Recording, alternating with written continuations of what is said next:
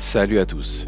Aujourd'hui, on va parler d'un sujet très chaud, la guerre commerciale entre les États-Unis et l'Union européenne et comment est-ce qu'elle pourrait rendre le prix de votre champagne et votre vin beaucoup plus cher.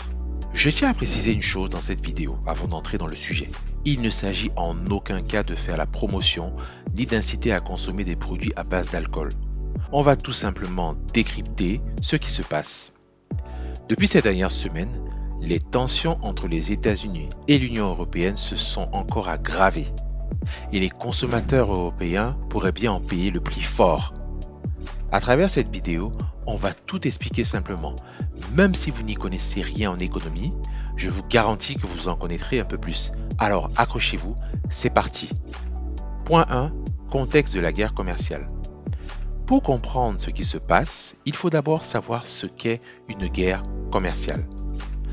En gros, c'est quand deux pays ou deux blocs économiques, comme les États-Unis et l'Union européenne, se disputent et décident de se taxer mutuellement sur les produits qu'ils échangent. Une guerre commerciale commence quand des pays essayent de se faire du tort en matière d'économie. Ils le font souvent en augmentant les taxes sur les produits importés. Cela peut arriver à cause de déséquilibres dans le commerce, de pratiques jugées injustes ou alors lorsqu'il y a des tensions politiques.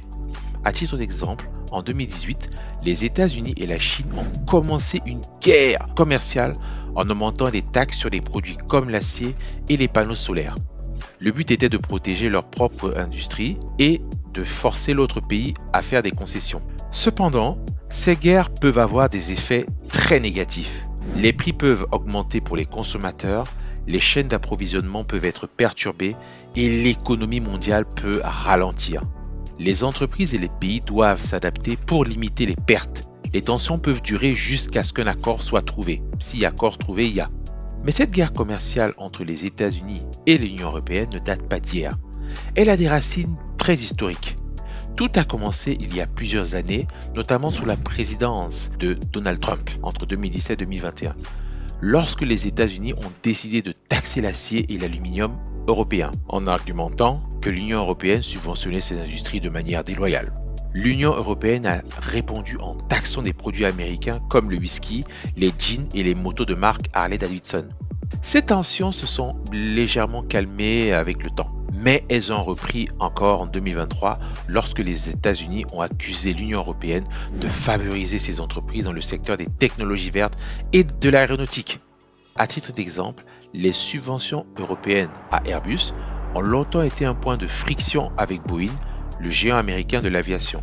Et ces dernières semaines, les choses se sont encore aggravées.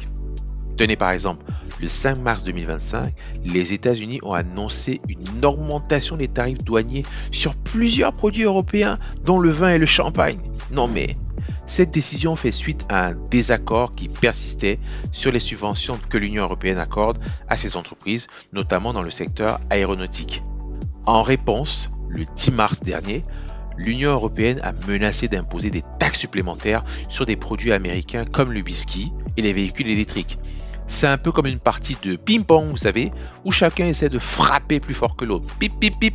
Mais au final, ce sont les consommateurs comme vous et moi qui risquent en fait de souffrir ou de morfler, entre guillemets.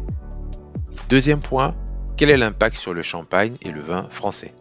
Concrètement, qu'est-ce que ça change pour le champagne et le vin français à notre niveau? Depuis le 5 mars, les États-Unis ont augmenté les taxes sur ces produits à l'importation. Concrètement, chaque bouteille de champagne ou de vin français qui arrive aux États-Unis coûte maintenant 25% de plus qu'avant. Pour les producteurs français, c'est un énorme problème. Les États-Unis sont leur premier marché à l'exportation, avec des ventes qui représentent plus de 1,5 milliard d'euros par an. Selon le comité Champagne, une organisation en fait qui représente les producteurs, ces nouvelles taxes pourraient entraîner une baisse des exportations de 15 à 20% d'ici la fin de l'année 2025. Et ce n'est pas tout. Si les producteurs français vendent moins aux États-Unis, ils pourraient être obligés d'augmenter leur prix en Europe pour compenser les pertes. Par exemple, une bouteille de champagne qui coûte aujourd'hui 30 € pourrait passer à 35 ou 40 € d'ici la fin de l'année. Enfin, il y a un risque pour l'emploi. Si les ventes baissent, certains producteurs pourraient être contraints de réduire leurs effectifs ou de reporter des investissements. Bref, c'est une très mauvaise nouvelle pour tout le monde. Point 3. Alors, quelles ont été les réactions des acteurs concernés? En face de cette situation, les producteurs de champagne et de vin français ne sont pas restés les bras croisés. Le 12 mars dernier, le comité Champagne a publié un communiqué qui appelle l'Union européenne à agir rapidement pour protéger leurs intérêts. Certains producteurs explorent déjà de nouveaux marchés comme l'Asie, où la demande pour le champagne est en pleine croissance, donc c'est un marché potentiel.